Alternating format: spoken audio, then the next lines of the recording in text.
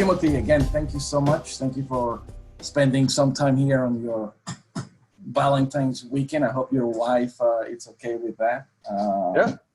So good. Welcome. So tell us first of all, what is Agile? So thanks for having me, Ed. So one of the first things I want to admit is I am not an Agile Scrum Master. You should consult your local Scrum Master for any actual advice. A lot of this talk is based on what my experiences are with Agile and, working with the application, within the application security program, but then being able to take that and expand it out into other teams and getting promoted to manager. I've got a lot of, big part of my role is to manage the team's work and stuff. And so it was a little bit of a transition, which hopefully we get to.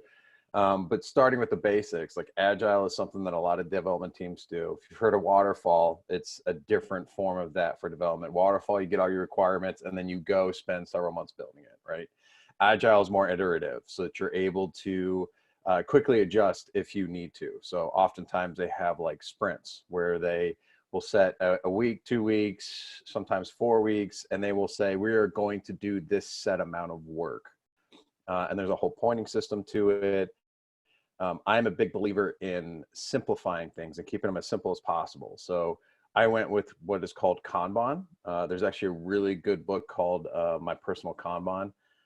Can't remember the name specifically, but if you look for like My Personal Kanban, that was a really good book for just me getting started with it. Another objective with it was for me to understand the Agile process a little bit more as I worked with the developers, because that's what I was going to meetings. I was seeing them pointing stuff. I was seeing them, work stuff. There's a lot of meetings that go into Agile. It's kind of interesting how, Agile is supposed to be this Agile thing that people can shift to, but it's actually very structured. There's a lot, there's daily stand-ups.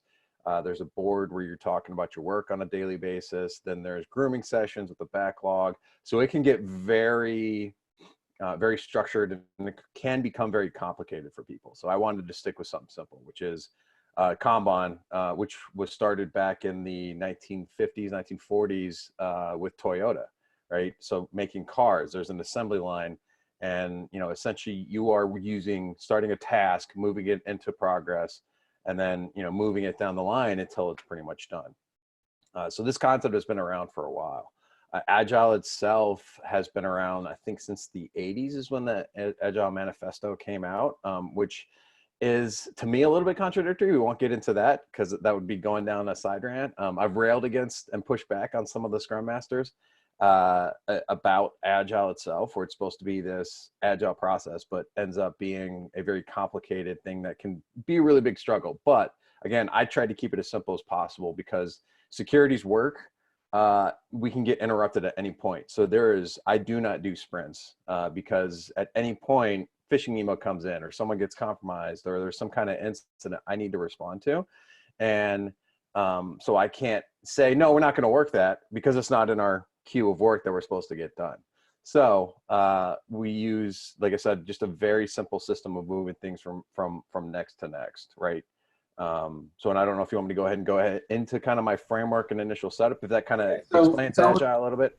Yeah, so no, that's good. So we got the idea of Agile and I learned how to pronounce it. That's good.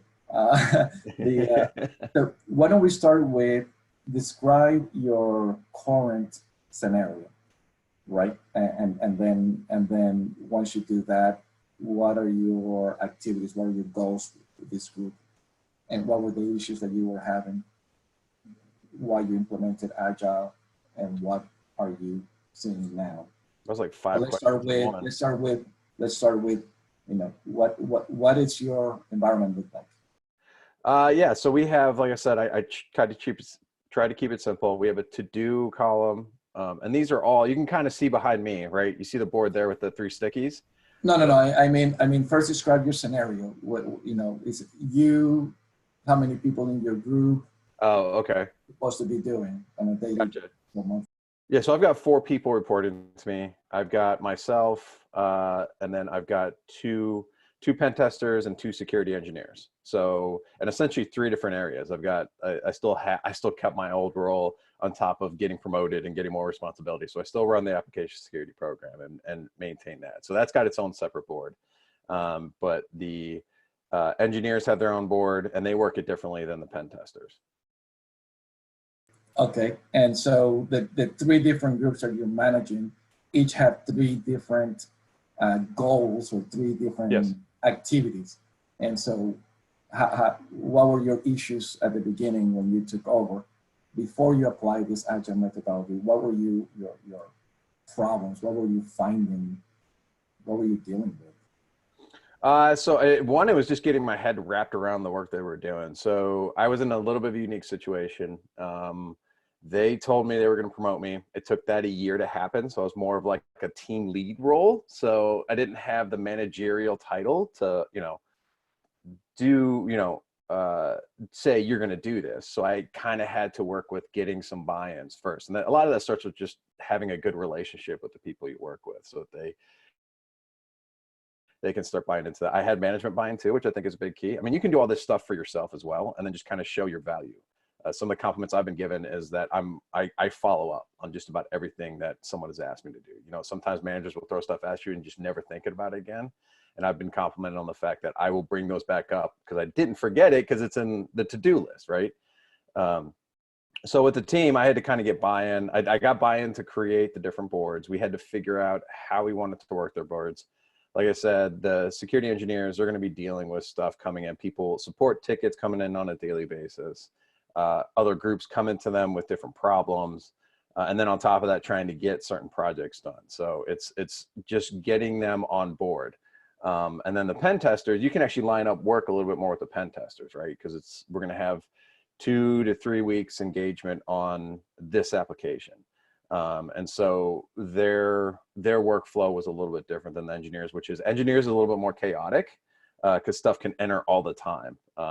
We just essentially have to capture it. So, I kind of set the teams down. We said, here's how we're going to go about doing it. Of course, I asked their feedback on it as well, kind of explained, the whole process and what some of the value we're going to get out of it is, again, tracking work, me getting an understanding of what's going on, and then we'll be able to follow up with people a lot more.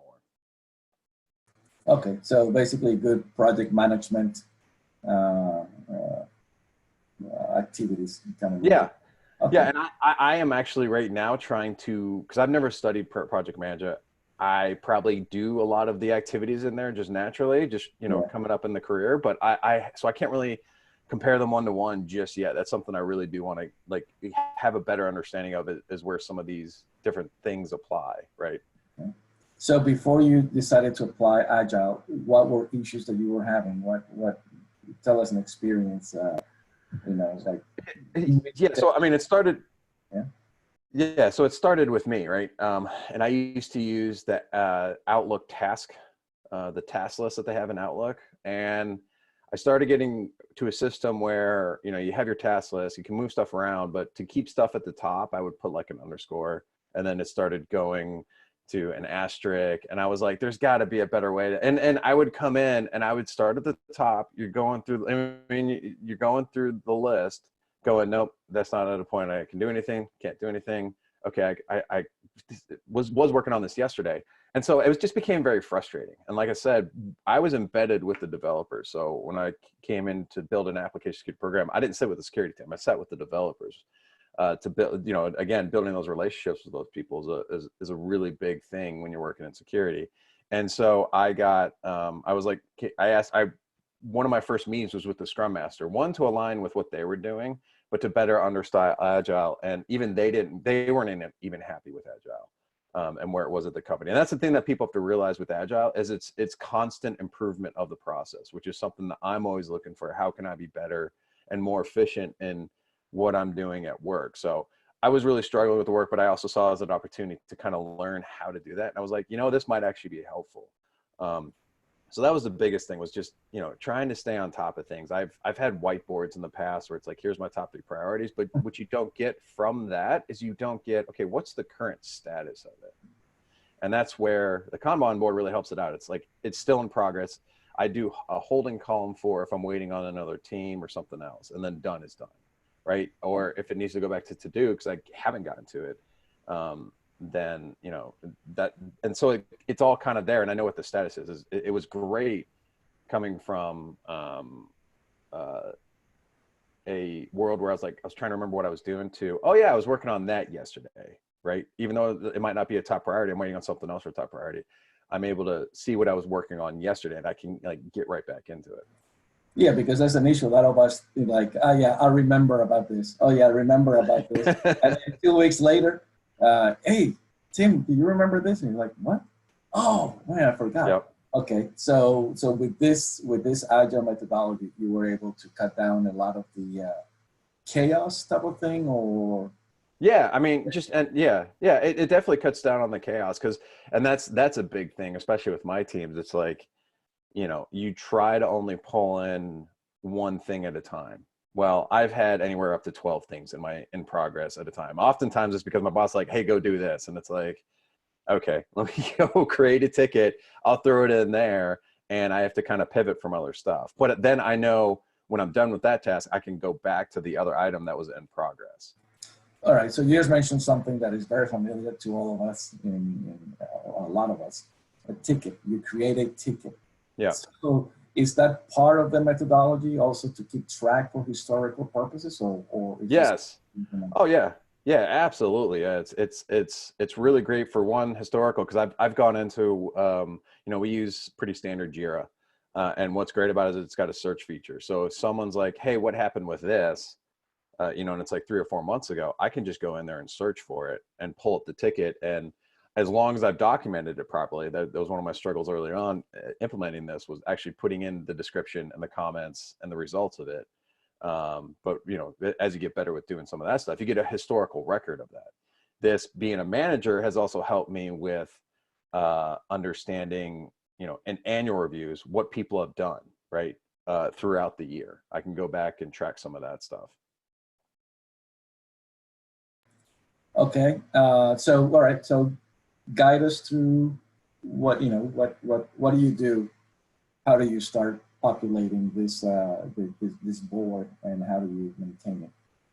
So what you do, I mean, you just really start creating tickets. There's these things called epics, or it's pretty much just categorization. Oftentimes the development teams will use epics to collect all the work in one thing. You can do it a couple different ways. I have, for the applications, because I had multiple teams within application security, it was the team I was working with or the project I was working on. Those were how I kind of categorize things. With the engineers, it's the type of work, support tickets, supporting other teams. We've had some physical security stuff come in that we've assisted with.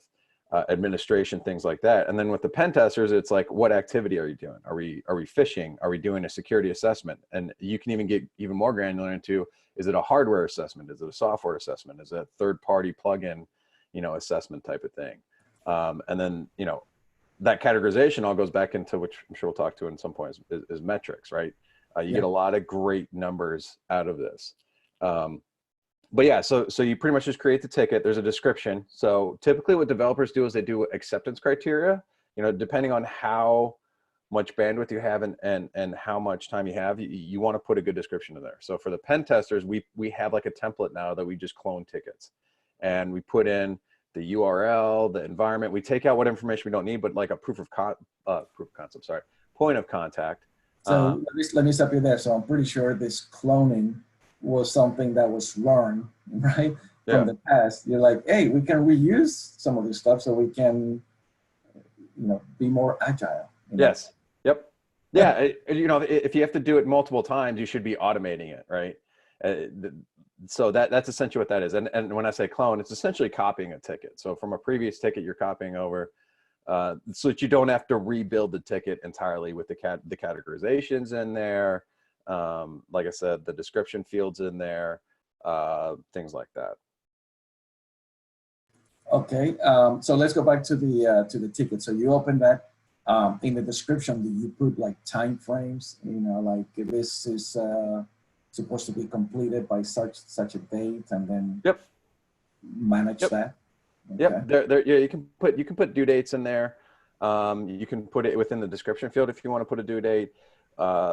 With my leadership, due dates haven't been a hard thing a lot of times, so we've been very flexible in that. But yes, if you're a manager that has hard deadlines and stuff, yeah, you can absolutely put that stuff in there. So you're setting expectations within the description fields, essentially what you're doing. All right. And this ticketing system, is it a separate ticketing system, or can you use an existing ticketing system that the company is using at the moment, like a ServiceNow type of ticketing system, or is it something separate? Yeah, Jira is pretty standard across the board. There's some free stuff like Trello. Just make sure your privacy settings so you don't put all your company's work out there. You can sign up for some of that. ServiceNow does have an Agile module. We have evaluated it. It's not something we like Jira a lot better. Jira, okay. But ServiceNow has been working on improving that. So I've talked to people who have used previous iterations and it wasn't great, and then like it's getting better and better. So I imagine at some point they will get to it. But yeah, ServiceNow is an Agile module. Okay, so the Jira, so this is company-wide for tech support, as well as you also use it for your development, for your team. No, so yeah, we have our separate ticketing system. Okay. And then we have something like we have Jira okay. to manage, and then again, that's the development stuff. And there is a little bit going on with trying to see if we can't get one in there. That's why we've evaluated the Agile module within ServiceNow. So it's two separate things, and that was a problem I ran into with my team, was that we had service desk tickets coming in from the ticketing system, but then we were working it in Jira. So that can be, certainly if you have multiple ticketing systems, that can be. And that's where I'm going. Yeah. You don't want to have multiple, because then how do you track? And then now you have to track both of those. So I lucked out in that somebody built an application that shot it from the other ServiceNow over to our Jira board. So, okay. I lucked out and someone was already trying to solve for that. But again, that's why we're evaluating, do we need to move everything into the other? I like Jira. I get some pretty good reporting out of it. It looks a lot better, if I'm being honest. So. Okay. So you start to create the board. How do you manage that? Do you do that on a daily basis, hourly basis, every morning, every night? How do you keep track of what's going on that board? Yeah, so that's where you have to kind of define with your team. And this is where I got feedback from my team. Do you guys want to have a daily 15-minute stand up? We have decided to go with an hour-long meeting, and we just pretty much go through each person on the board, and then get updates. I need to create a ticket, so in that meeting we might create a ticket. Might look at some of the prioritization, because that's another benefit you get from a to-do column, is you can prioritize that, and pretty much the guys just grab from the top item and then just slide it over. And what's great about that too is that you can then funnel work with your manager, or again, your boss comes to you and says, I need this done. All right, where do you want this to fit? We've got these things that we're working on currently. Here's coming up. And it can be, well, that's low priority. So then it goes to the bottom of the to-do list, essentially. So yeah, we pretty much manage it with meetings. I know there are other teams that use like grooming sessions, because Agile. What's a grooming session? So a grooming session would be where you actually go through the ticket and prioritize it. So there's like backlog. You have like when you create new tickets, you put it in the backlog. Yeah. Again, I've tried to keep stuff simple. I didn't want to bog my team down with meetings either. So when we create new tickets, it just goes straight into the bottom of the to-do list, and then you move it up to where you want to go prioritize. Last in, last out. Okay. Yeah, exactly. And then the backlog will be where people will line up work, and that's where they might point. If they're pointing stuff ahead of time for getting effort level, then they'll use those grooming sessions for that. Like, how much effort do you guys plan to put into this? And it's like a number system essentially. So this technique, you being a manager that manages 3 different groups, is very interesting, because you have a central point where you list what each group is doing, mm-hmm. and it gives you a complete vision, because it could be that a ticket that applies to this group is already working on that, and they're up there, and then allows the communications, correct? Yeah, my groups, the work for my groups don't mix a whole lot. The pen testers are pretty much just breaking stuff. The engineers are trying to fix stuff. There can be some overlap there where one of the engineers wants to go help with the phishing program, so then they go over. So I'm looking at your pen test. By pen test, I'm assuming it's application pen testers, right? Anything. We do everything and anything we can. So we've done hardware stuff, we've done Wi-Fi stuff, we've done applications. So your application pen testers do a pen test on application that you're developing, and you find some issues, and then it creates a ticket. That's what I'm getting at, right? So Yes. Yeah. so, Yeah. okay. Yeah, and that has been a little bit of a, some of the successes and failures or struggles. That has been, okay, which board do I put this on? Because there are some gray areas about, we call our pen tester security assurance. So now I'm kind of rethinking some of that is, does that include finding remediation? I've had, finding remediations on both boards because some of it was more like server side stuff. Some of it was more development or application side stuff. Yeah, and here's a question from Nadab Amir, and I think you and I discussed this in our last time we met.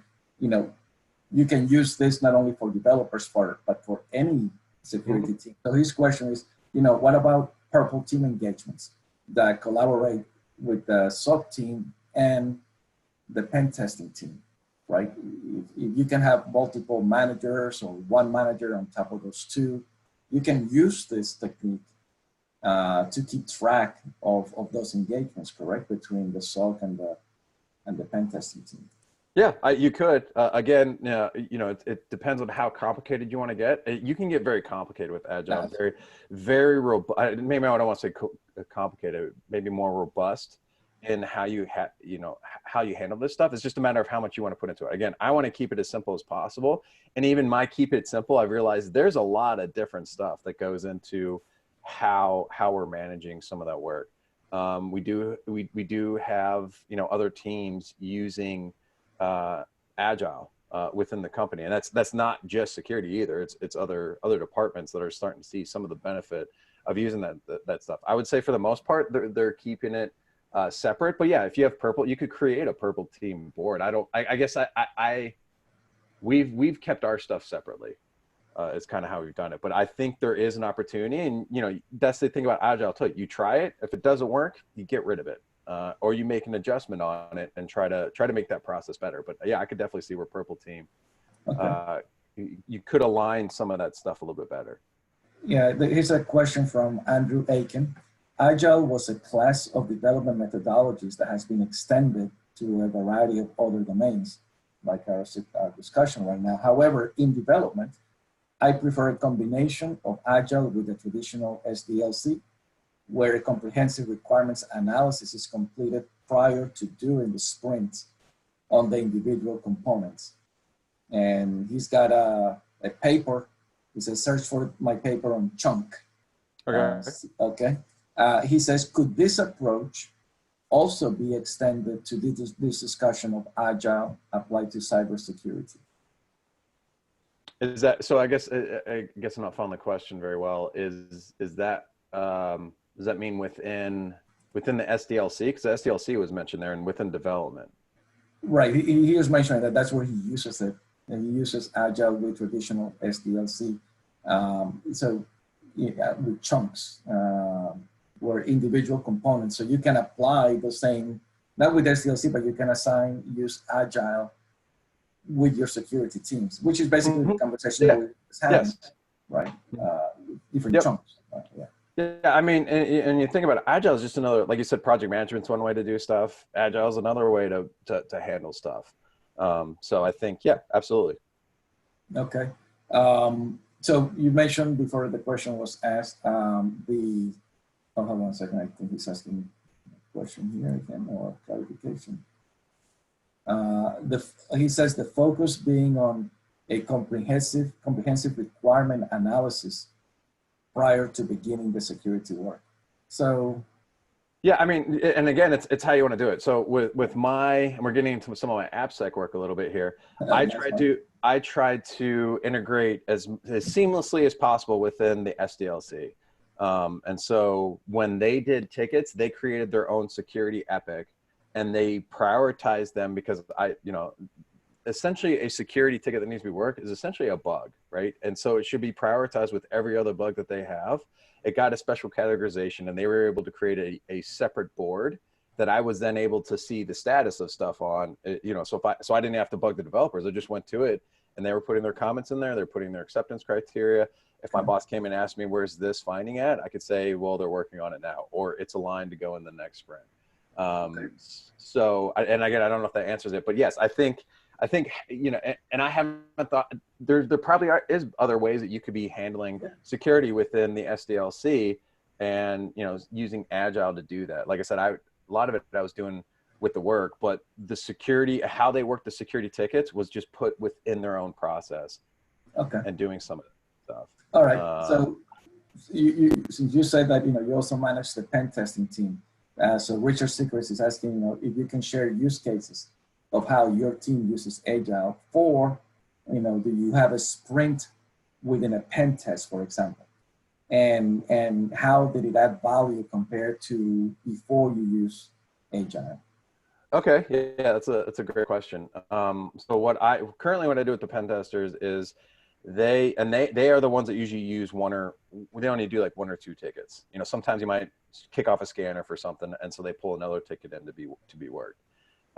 We point stuff, and I leave it up to them to point stuff. Again, sometimes within grooming sessions, you can have the team point stuff. For me, I only have 2 people. So I tried pointing with the group, but ultimately it was like, okay, before you start working a ticket, make sure you put your points in there. I'm going to trust how long you think it's going to take to get done. And so they pull that over and start working it. Now with them, it can take months sometimes, depending on the application. You could be in an application for 6 to 8 weeks. So that ticket will pretty much sit in progress for 6 to 8 weeks, and they'll pull in other smaller tasks to work while, they might be kicking off a scanner or doing some other stuff. And then, if they're holding on something, so they've kicked off a scan, and sometimes scans could take days, they might move that into holding then. But then once they're done, they fill out the ticket, they attach the report. So within our description, we say, what kind of report? Is it a template report, or is it just an email and, capturing all the information within Jira? And then they move that over to done, and then they go work the next thing. I will say that so what I also do now is we do a lot of internal testing on applications, specifically anything new. We're also going back to legacy stuff. We will have a demo and scope meeting with that particular point of contact. And sometimes the vendors don't have the vendors there, and they're giving us a test environment, because we found in the past, when we didn't sit down with them and go, here's the type of testing we're doing. If you give us a test box on your production environment, we could take it down. And we have taken production systems down for vendors before, because we got a test environment in their production environment, right? There's finding number 1. So we sat down with the groups, and we found, one, we want to get a demo so the guys know how to point it properly. This is going to, because sometimes you go, oh, this will be a simple thing. You sit down in the demo and you're like, no, this is going to take like at least 2 weeks to test it. So we kind of align the coordination of recovering from an environment. Also, if we scanners can send a bunch of junk into the systems. If they can't recover from that properly, we don't want to do a scanner. We want to do more manual focused type of testing. So it kind of defines what type of testing we're doing, how we're going to go about doing it, coordinating all the pieces. And, we use that scoping meeting, and then that's what allows them to point the tickets. And then, we prioritize the ticket, where's it going? And then we move it over into progress when they're ready to work it. And this also then allows me to see, because people ask me constantly, I can align up work. I can say, okay, they're working on this. They say they're going to be done with this in a day. We can start it the next day. So for me as a manager, I'm able to report to people, hey, we can start the next set of work at X, Y, at this point. Yeah, and that's what I was going to say, right? If your manager walks in there and he sees, the board, he can quickly say, okay, well, you have this team here that's on pause because for X reason, but it says, pause, but they can still see that some of those resources are also doing something else while that's on pause, and it's a fantastic use of resources. You don't just have people waiting and wasting time. So that's probably one of the, for you using this type of framework, Agile, that has been positive, and you've seen positive results in your experience. Another question, it says, when creating user stories or tickets, how do you distinguish between higher level feature, for example, pen test this web app, versus the specific subtasks that are required to accomplish that feature? For example, step 1, scope, step 2, scan test, step 3, document. Does it make sense, the question? Yep. No, and we don't use subtasks. And again, I relied, one of the big things you want to do with your team is if they don't like how it's being worked, don't use it, right? I asked about subtasks and I thought it would be great, right? You have this ticket, you've got like these 6 things, do this demo scope meeting, do the research, do the test, do the peer review, and then do the, then final report, right? So yeah, I had a bunch of different subtasks, would have loved to have done that, but the team did not like doing that at all. And we tried it and they were like, no, I don't really like subtasks. And I would still love to integrate subtasks. I'm just trying to figure out, again, this is me constantly trying to improve my process. I would love to do subtasks because then I get more granular. But what we've done instead is they just go within the comment field. They say, demo meeting set up. Here's the next, the next thing. I am waiting on this from this person. The environment's broken, whatever. They pretty much use the comment field for our subtasks. And I'm fine with that. Again, I am a believer in keep it simple, and subtasks will add some more complexity to the board. Yeah, this is one of those classic scenarios, right? Do you adjust your methodology to your team, or do you adjust your team to the methodology? Right. Right. Yep. In this case, you want your team to be happy, and if they don't like subtasks because they feel like they're being constrained, mm-hmm. then we have an issue. Yep. So, and pen testers can get very, if you say micromanagement, what you don't think is micromanagement, they think is micromanagement. So, and I think, a lot of pen testers kind of have a lot of that mindset, like, just let me do my work, but I'll talk to you in 2 weeks when I'm done testing this thing. Right. And that's where you have a level of trust. You have a relationship. I have regular one-on-ones with guys. So I'm checking in with them weekly. For the red team, that's another thing. We don't do a weekly meeting because we found we go into the weekly meeting. Oh yeah, I'm still testing this thing. So there was like no point to disrupt their work. So now we do it like once a month. We get together and talk about all the work that's been done because their tickets take a lot longer to move across the board. And that's awesome, because that's a thing that all of us complain on a daily basis. This meeting was useless. We could have had this over the phone and in 1 minute. Why are we doing here wasting everybody's time for 1 hour where we don't have to? Right. How has been the acceptance from your team then? It seems like you have a really good work environment. So I'm assuming the team has accepted and they're happy with this methodology. Yeah, I think, like I said, I had to put this in when I was a team lead versus, manager. So I had to, again, have buy-in from my management to say, yeah, go do this. My management instantly saw the value in it. And a lot of that went back to when I had my own app spec board. I gave them access to it. Like, you can see what I'm currently working on if you want to know what's going on. Because we were in 2 different buildings at that point. So the security team was in one, I was in the other. So, to your question about, their buy-in, yeah, I think they've started to see the value in being able to come in the next day and go, oh yeah, I was working on that. Particularly for the engineers, they have a lot more chaos. The pen testers usually, have what they're doing, but they also, like you said, they know to grab the next ticket from the top, right? To work the next thing. And there's some flexibility there. Some people might be like, I don't want to work that one. I want to work the second or third one down. I'm not hard and fast on that. It's like, if they're all there, as long as, if there's something really high priority, I will tell them about it and then assign them the ticket and then, say you need to move this over next. Right. But as far as like you said, keeping them engaged, letting them do stuff, they grab the next ticket. I have also implemented, which I'm really happy about, is personal projects, right? So the idea that you get 20% of your time to work on whatever you want, I just need it in ticket form. So they don't have to feel like it's a tedious task to just grab the next one or within the top 3 tickets. They can go ahead and, okay, I'm kind of burnt out right now. Let me go work on something that I actually enjoy, and as long as it brings value to the company. So that's something else I've instituted, and I've created a separate category for that. So I know what personal projects are being worked on. How do you come up with that idea? Based on metrics, on the conversations based, as resulted from implementing this methodology? Well, that's just a concept that's been out there. I think like Google uses it. That's how like Gmail got created. It was somebody's personal project, right? So, and I think again, I've been in that scenario where it's like, just grab the next task and work the next thing. So being able to go, you know what, I'm gonna, and 20%. You think about a work week, that's one entire day, and they can split it up. They can do like a Friday afternoon, or they can do a Thursday afternoon or whatever they have free time for. You know, that's where one of my security engineers, he's really interested in fishing. So it's like his personal project is to go fish the company, right?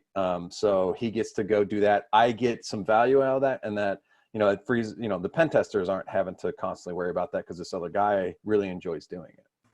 All right. Question. If you request an employee of yours to perform a non-technical task, for example, build out an executive report of the work you've been doing this quarter, would this also be something that you would require to be described in a story ticket? Yeah. I'm gonna assume yeah, because it's part of the day-to-day. Yeah. So the perfect example I have is we have quarterly training, right? And it's a due date. So what I will say is training videos, due date, you know, whatever date, March 31st, I think is our next one. And I will create a ticket for each one of my team, assign them that ticket, and put it at the top of their queue. So it doesn't, one, so it doesn't get buried, but two, so now, you know, they know that they have, one, a due date to get it done, but two, you know, just knock it out. Like I believe, like I usually knock out my training videos early because I don't want to get to that March 31st and feel rushed to try and squeeze it in. And then if I miss it, get yelled at by my boss. And I don't want my manager coming to me with going, why isn't your team doing their training videos? You know, so I know who, and then that allows me to know who has done it and who hasn't done it, right? But that's also part of work. If they've got to go watch 3 hours of videos, Yeah, it's part of the. then yeah, that's part of the work that I want to be capturing within my metrics too. And so let's talk about metrics. So because that's the a lot of the actually the important outcome of all of this, right? That's how you measure how well it's doing. So what type of metrics do you get from this, and how do you use them? So I have a couple different ones. One is like the categorization is really good, and I use that for, you know, we've been pulled into physical security type of, which is a fourth area for me. if you're keeping score at home. And so I want to show, hey, like this month, 30% of our work was helping support this other area. Support tickets are the same way. A third of my team's month was just dealing with support tickets. How can we, you know, and so that's where I've worked with the service desk to see how can we improve the flow of things so that we're not getting as many tickets, because we do get, security ends up being the troubleshooting department, right? When no one else can figure it out, oh, we'll just send it to security. So I've really worked hard to try and, you know, reduce some of that stuff. Another thing that I can see is tickets created versus completed over a month. So I can see if we're getting more workload in, or if we didn't have as much workload, we're knocking more stuff out. There's average time in holding, and then there's average time to completion. Those are some of the stuff that I got out of the box from Jira that had like reports, which I thought were pretty useful. We didn't start doing points until probably last year because we've never been asked for metrics. Well, now we were being asked for metrics. So that's where I implemented the pointing system, right? So the engineers will point their stuff after they've completed the work. The pen testers will, again, because they can line up their work a little bit more, do it before. It doesn't matter, and this is the advice, and that's the other thing, I've kept a constant relationship with my Scrum Master to ask him some of this stuff. They've helped me build out boards for different things. But the Scrum Master said, it doesn't matter how you do it, you just have to make sure you're doing it one way or the other. You can't like mix it in because that starts, you know, throwing off stuff. And the idea there is that, you know, if you're pointing before, you don't truly know how long something's going to take from an effort standpoint, right? But the idea is that eventually it averages out. What you thought was, you know, it's like 1, 3, 5, and 8. What you thought was a 3 ends up being a 5, and then what ended up being 8 ends up being a 1. So across the board, and I've seen the metrics, like the pen test team, as far as pointing stuff, has been fairly consistent across the board. We have less, like there's like some months where we're in the teens for effort level, and then there's times when we're in like the 30s and 40s, and that's because, again, you know, they're going to complete this large project that's at an 8 in 1 month, but it was across this entire span. So for them, I do it across quarters, and they've been, you know, within 3 or 4 points across the board. That's good. Yeah, the engineers who do stuff afterwards, and again, that's because they get stuff thrown at them constantly, so we can't line up work as much. But they will point it after they're done, and usually I do monthly releases, and I go pretty much tell them, hey, make sure your points are in. And I actually built out, with the help of the Scrum Master on the board, I'm able to hit a button that says no points, and it shows all the tickets that don't have any points. So we kind of, you can filter out with the board, which is really great for doing multiple different things. Support tickets, we go through support tickets during our meeting. One thing, and sorry, and this will be a fantastic use for you to show management, I need more resources. yes, or you know, a goal for this year is like, can we increase effort level by 20% over the year? So it gives me my own personal goals for the year. One thing I want to point out too is I'm doing effort level, I'm not doing time. Like my management does not want to get into time. I have seen other teams use time. You know, they'll use 1, 2, 3, 4. I use 1, 3, 5, and 8, which is small, medium, large, extra large for effort level, right? And effort level is, you know, sometimes you'll spend an hour doing something and that's going to be a 3 versus you're watching training videos, which is going to be a 1, right? So it's the actual effort level that they're putting into something. And you can also, my engineers do over 100 points in effort level. The pen testers, as I said, are 30 to around 30, 40 usually effort level. The thing to keep in mind, you cannot compare those across teams because, and even when they're doing the same thing, you don't want to compare teams because people are just going to point things differently within their minds. So that's one thing I like to always say is it's not a one-to-one because, you know, that would mean that my engineers are doing more work than my pen testers, which I don't agree with at all, right? Exactly. So it's two different activities. They take different time. All right. So go ahead. Well, just one more point on that is that it's, again, I'm looking at it over a trend. So like I said, it's a quarter, right? So there's going to be ups and downs, but are we consistent, you know, and are we going up in effort level, right? Are we getting better at doing essentially more work? Very nice. Dave Carey, how do you give employees time to do continuous education? I mean, do you have a category that shows, you know, continuous, you know, personal growth, professional growth? Yeah, there's usually like a training category that we'll throw in there. Again, some people will use personal projects as their training.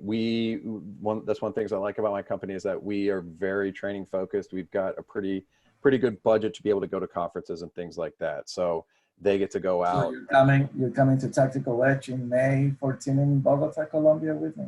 Dude, I'm packed in May. I'm not gonna be able to make it. I wasn't invited either. You don't have to be invited to come down. All right. I did get my passport, so maybe next year. There you go, next year. Another question. Do you require that all user stories in the standard user story language? You know, as a user, I want to so that I can. Are there any tips you would offer in this regard?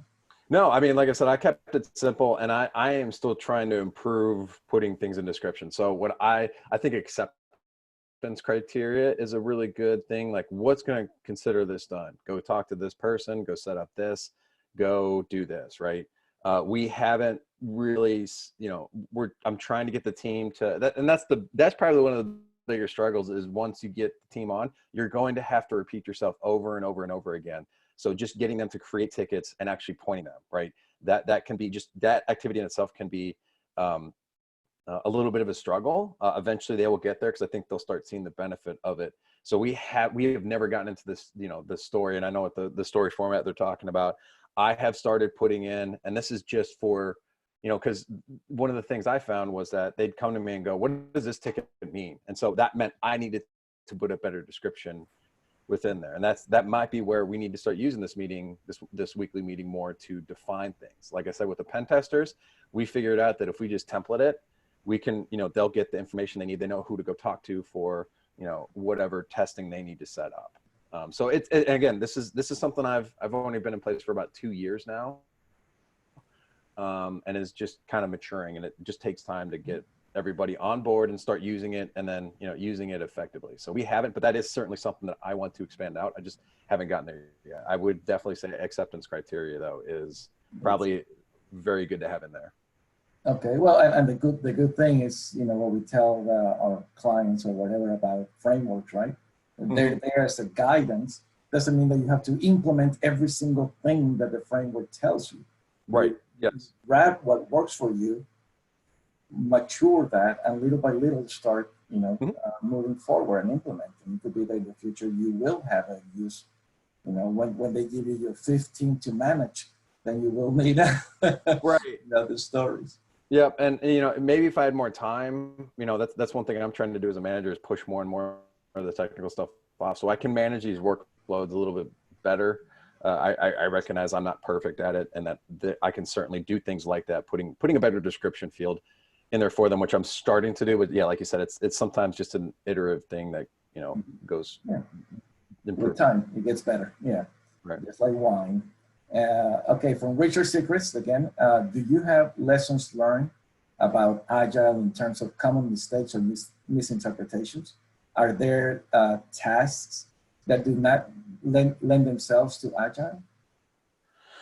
Uh, you know, it's again what you want to capture. So that for the pen testers, we might not capture setting up meetings or doing sometimes of that. I use, and I have my own personal board that filters in all the other stuff that I want to see into a single pane of glass. Use that buzzword there. I should get one I can use. But I don't know if there's a task. I mean, it's kind of up to the team again, right? The pen testers don't want to collect a bunch of little bit of tasks. So it's more like work-based. But the engineers, I think we do start, you know, capturing a lot more of those little tasks that you do. So it's kind of, I think again, it goes back to what the team wants to do as far as like what you're capturing. And I can't remember the first part of that question because I can answer the second part there. No, I think you did very well. Okay, well, we have like 3 more minutes. Any parting words you want to, you know, parting wisdom you want to impart to all of us? Yeah, and I just remember that other part of that question, which was the struggle, right? What were some of the struggles? And I will say probably the biggest struggle is that I thought I could say it once. Like I had a meeting to talk about the Agile and the process and how we're going to do stuff. Even if you keep it simple, this can be a whole new thing. And what I had to realize was that I had to say multiple times, no, grab the next thing from the top. Because I went into meetings like a few months later and they were like, well, I don't know what to work on. I was like, you're supposed to be grabbing stuff from the top. I thought I had said this. So, you know, it's that whole concept of you say things 7 times and people are going to only remember it once. So that's the thing is the message has to be there. I have to, you know, I had some people that took off with the board and loved it right away. Others were a little bit more slower to adopt, but eventually I think they started seeing the benefit. And then as I got into a management role, I could start giving that feedback of, hey, I need you to be creating a ticket. Or it would be the constant question that I have in these meetings is, do we have a ticket created on that? Oh, no, we don't. And sometimes it's me sitting in the room, you know, while we're all talking about the board, just go ahead and create the ticket and then have them fill it out, sign them to it, and, you know, put it in the proper prioritization. One of the things I will say right now, and this is, again, 2 years in, some of my guys are creating tickets and leaving them at the bottom. So they'll create the tickets and then not move it up into the prioritization. So I have to go figure out, is that because they don't want to disrupt my prioritization, or, you know, are they planning on grabbing it, moving it to do? This is where we have some of these conversations, right? Okay. Another one I've had is actually assigning an epic to categorize it properly. And then also checking the categorization, because what someone thinks is support is not, like for me, support is helping out another team with something, right? Versus support for them could be, well, I have to call support to you know, report this issue on stuff. So it's you know, again, it's communicating and constantly trying to have to reiterate how things are working, Excellent. how they're supposed to be doing. Beautiful. All right, Tim. Well, thank you so much for your time. Really appreciate it. A lot of good information here about using Agile. I mean, not only for development teams, but as you have shown us, right, you can use it to manage your multi. Yes. It's fantastic. So really appreciate it. And everyone else, again, thank you so much for being here with us. We're going to take another quick 5-minute break, and then we'll return with the next session. Thank you so much. Thank you.